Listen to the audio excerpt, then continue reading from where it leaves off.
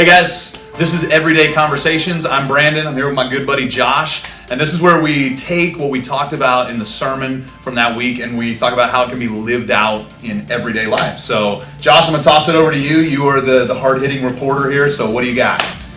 First off, I thought it was a great message on how we can be submitting first to Jesus as we do in our relationship with Him, and then submission to our wives or our relationships in that regard.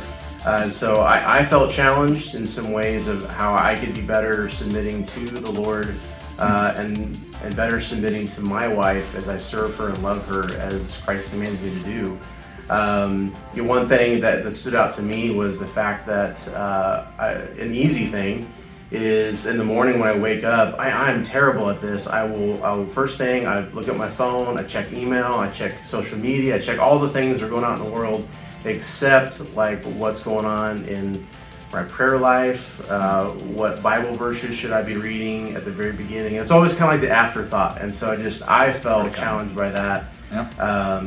And so it was a great reminder, man, submission to Jesus first, starts first in the morning or whatever time is more convenient for you. But that's kind of what I walked away with in that thought about submitting to Jesus. That's good stuff, so, man. Brandon, how about you?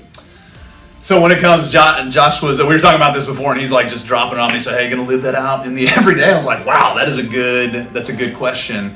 And so it's one of the things that I talked about in this is that husbands and wives, you never even have to have the submission conversation, like who's submitting to who, if both of you are doing everything you can to serve the other.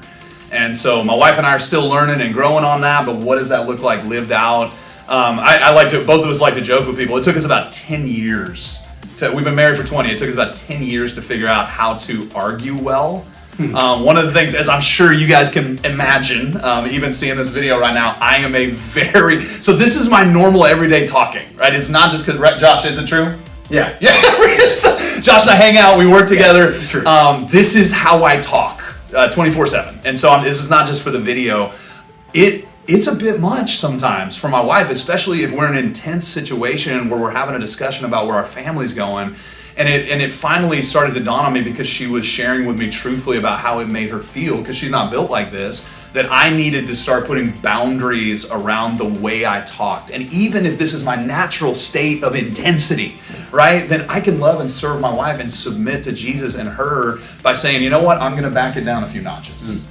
I'm going to not be as excitable as I am. I'm going to visibly change my posture, sit back, have an open posture and just say, hey, okay, I want to listen for a second and kind of check myself when I feel that need to, oh, but babe, did you think about that? And I was like, because to her, that was yelling. And I never want to be yelling at my wife. And so she has helped me to learn a lot about how I can serve her through just changing some of the ways that I talk when we're having an intense conversation. So that's it for me. Anything else you want to throw into the mix, Josh? No, it's really good. I was thinking through just, my wife teaches first grade. And so, she's every day around kids and she loves it. It's awesome, but it's exhausting. And all your teachers out there know.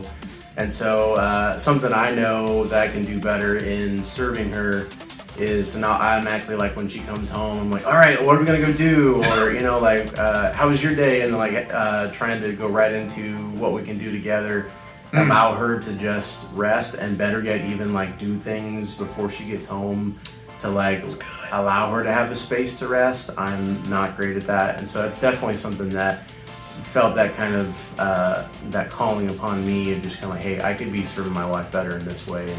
And with serving her and loving her, rather than always looking out for me, being selfish. So hey, that's good stuff, Josh. Hey, we just want to say thank you for joining us. This is us having an everyday conversation about how we're trying to live it out, submit ourselves to Jesus Christ. Now, we would love to encourage you to be thinking, what does that look like in your relationships? What does that look like in your life? Have a great week, guys. See y'all.